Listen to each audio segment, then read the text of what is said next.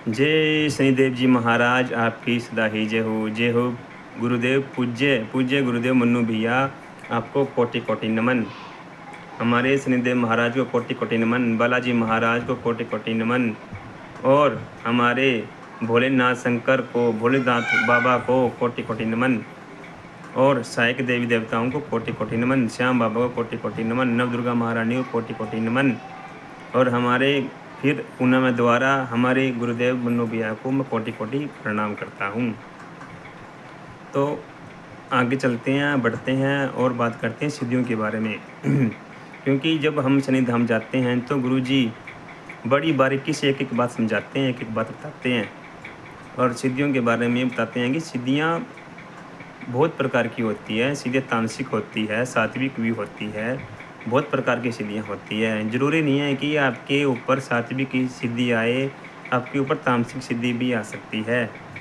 बहुत सी सिद्धियाँ तो ऐसी होती है जो तामसिक सिद्धियाँ होती है, जैसे नाग रूप में आती है, जैसे जैसे वो केकड़ा नहीं होता, केकड़े के रूप में आती है, या घोड़े के रूप में आती है, या बहुत सी चीज़ें हमारे मुझको इतना मालूम नहीं। हम गुरुदेव मन्नू भैया को सुनते हैं तो उनकी बातों को ग्रहण करते हैं, और बहुत सी जो उनके हमारे जैसे ही जो पहले के रह चुके हैं, जो उनके शिष्य हैं, उनकी बातें सुनते हैं तो उनको भी ग्रहण करते हैं, क्योंकि वो भी गुरुदेव मन्नू भैया की बातें ही बताते हैं और उन्हीं को ही फॉलो करते हैं।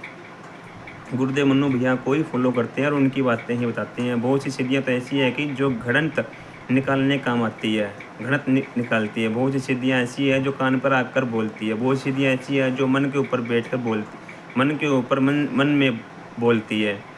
और बहुत सी सिद्धियाँ तो ऐसी है कि जब भी आप मंत्र जाप करोगे तो आपके पास आके खड़ी हो जाती है और आपको बताती है। जब आप ध्यान करते हैं तब आपको वो सब कुछ बताती है। जब आपका लेवल मंत्र जाप का जब जो लेवल होता है, जो ऊर्जा का जो ऑरा होता है, जो आपका वो 70 80 90% तक बढ़ जाता है, तब वो सिद्धि आपको सब कुछ बताती है, बोलती है, बातें करती है।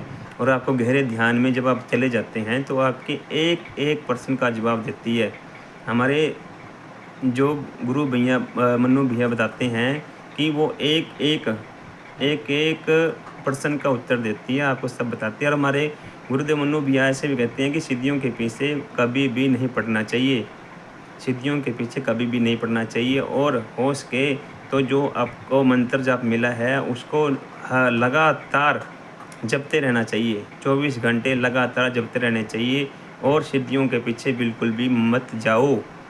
क्योंकि सिद्धियाँ से आप सिद्धियाँ का क्या काम है, सिद्धियों का प्रयोग करके आप किसी के बारे में पता कर सकते हैं और पैसा कमा सकते हैं, बहुत कुछ कर सकते हैं। पर वो आपका जो मंत्र जाप है वो छूट जाता है, कहीं न कहीं आपकी भक्ति रुक जाती है, कहीं न कहीं आप अपने मार्ग से भटक जाते हैं, कहीं न कहीं आप जब सिद्धियों का इस्तेमाल करते हैं तो वो सिद्धियाँ नहीं चाहती कि आप ऊपर तक जाओ। तो हमारे गुरुदेव मन्नू भैया जी कहते हैं कि सिद्धियों के पीछे ना जाकर आप अपने मार्ग पर अडिग रहे। जो जो मंत्र जाप, जो गुरु मंत्र जाप दिया है उसको लगातार भजते रहें। आप उसे भजोगे तो आपके पास सब कुछ आएगा, सब कुछ मिलेगा। आपको प्रभु की भक्ति मिलेगी, आपको यश मिलेगा, कीर्ति मिलेगी, आपको सब कुछ मिलेगा। और आपको लगातार जो गुरु मंत्र मिला है उसी को ही बजते रहना चाहिए।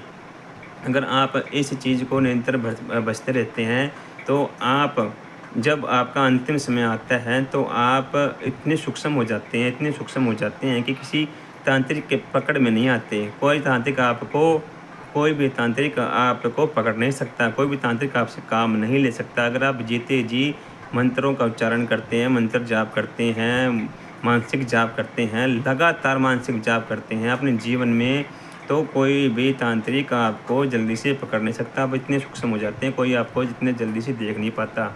आप बहुत ज़्यादा सूक्ष्म हो जाते हैं।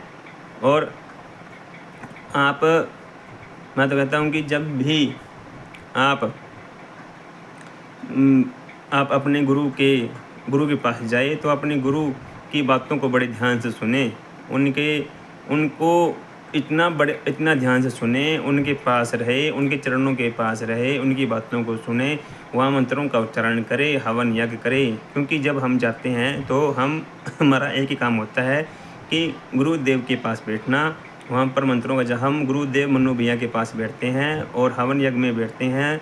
हम 9 बजे से लेकर हम 3-4 बजे तक हवन यज्ञ में बैठते हैं लगातार। जब हम जाते हैं तो लगातार बैठते हैं और मंत्रों का उच्चारण करते हैं, हवन यज्ञ करते हैं, तो उससे शुद्ध वातावरण मिलता है।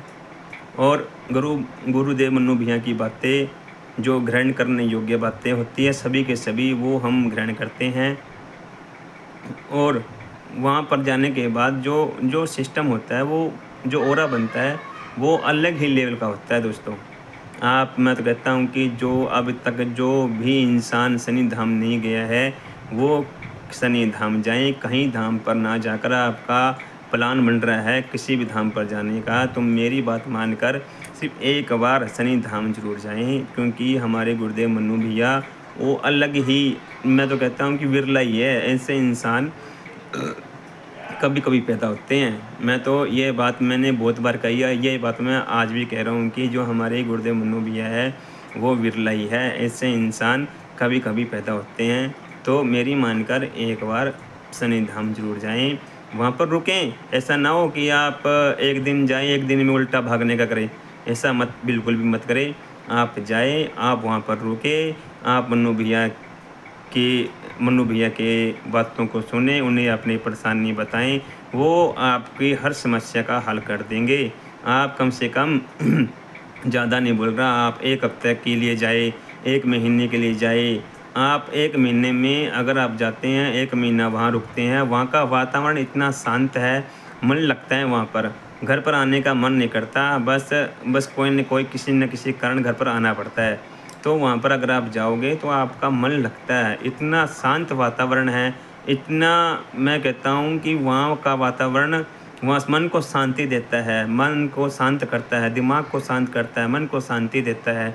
तो आप जाएं, शनि धाम ज़रूर जाएं और वहाँ पर देखें क्या क्या सिस्टम है। और जो हमारे गुरुदेव मन्नू भैया है वो आपकी समस्या का हल करते हैं। और सिद्धियों के पीछे मैं तो कहता हूँ बिल्कुल भी ना पड़े, क्योंकि सिद्धियाँ हमारा मार्ग रोक देती है, ऐसा मैंने सुना है।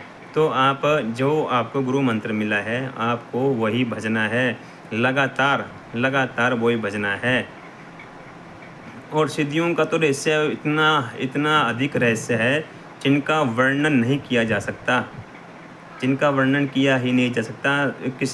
कोई पूछ लेता है कि सिद्धियाँ होती क्या हैं? सिद्धियाँ एक ऊर्जा का पुंज होता है। जैसे कि कोई इंसान जैसे श्याम बाबा की भक्ति करता इस दुनिया से विलीन हो गया, इस दुनिया से चला गया, तो वो एक ऊर्जा पुंज हो जाता है, वो एक ऊर्जा का स्तोत्र बन जाता है वो। तो वो जब कोई श्याम बाबा की भक्ति करता है, उनको ऐसा लगता है कि इसका तपोबल इतना बढ़ चुका है, ये मेरे योग्य फ़िलहाल बन चुका है। तो वो जो श्याम बाबा का जो भक्त होता है, जो सिद्धि होती है, सिद्धि के रूप में जो ऊर्जा पुंज होता है, जो शक्ति होती है, ऊर्जा बोल लो, शक्ति पुंज कह लो, तो वो उस भगत को जो श्याम बाबा की भक्ति करता है उसका लेवल जहाँ तक पहुँच जाता है, जिसका वो उस पुंज का जो लेवल होता है वहाँ तक पहुँच जाता है, तो वो सिद्धि बड़ी खुशी से उसको मिल जाती है। ये एक ऊर्जा का पुंज होता है, ये एक शक्ति होती है, ये एक आत्मा ही होती है। ये देवता रूपी आत्मा बन जाती है, जिसको हम देवता रूपी बोल सकते हैं। ये जो सिद्धियाँ होती है देवता रूपी में ही आ जाती है, ये देवता रूपी होती है। और ये जब हमारा ऊर्जा का स्तर जब बढ़ जाता है, ये ऐसे काम नहीं करती, इनको एक्टिव करना पड़ता है। इनकी खुराक जो होती है वो मंत्र जाप होता है, इनकी जो खुराक होती है वो मंत्र जाप होता है। और जब हम मंत्र जाप, जब हमारा 80-90-100% जब हमारा जाप बढ़ जाता है, हमारा ओरा बढ़ जाता है, तो ये एक्टिव हो जाती है, तो ये ऑटोमेटिक ही हमको बताना शुरू कर देती है। और बहुत से लोग कह देते हैं कि हमको सिद्धियाँ चाहिए। भाई सिद्धियाँ मिलना बड़ा ही कठिन है, अगर आप अपने तन मन धन से अगर आप किसी भी गुरु के अंडर में अगर साधना वगैरह करते हैं तो ये सिद्धियाँ आपको मिल जाती है। जब आपका तप लेवल बढ़ जाता है, जब आपको एक योग्य गुरु मिलते हैं, जिनका, जैसे हमारे गुरुदेव मन्नू भैया है, उनका जो तप है, उनका जो ओरा है भाई, उनका ओरा, उनका तप, जब हम पहली बार गए थे तो हुआ क्या था कि जब हम साधना करने बैठे थे उस टाइम हुआ क्या था कि हम 3 आदमियों को, हमको हाजिरी आ गई थी। उनको देखते ही उनका ओरा इतना स्ट्रॉन्ग है, उतना इतना इतना ताकतवर, मैं कहता हूँ कि हम तो उनके पैरों के धूल के बराबर भी नहीं है। वो वाकई में एक दिव्य पुरुष है। तो अगर मैं यही बात बार बार करूँगा कि आप जाए, शनि धाम जाए, वहाँ पर गुरुदेव मन्नू भैया से मिले और अपने मन की बातें करें। तो मैं आपको बार बार यही कहूँगा कि आपको शनि धाम जाना चाहिए और सिद्धियों के पीछे मत पड़ें, अपना मंत्र जाप करें। जय श्री श्याम।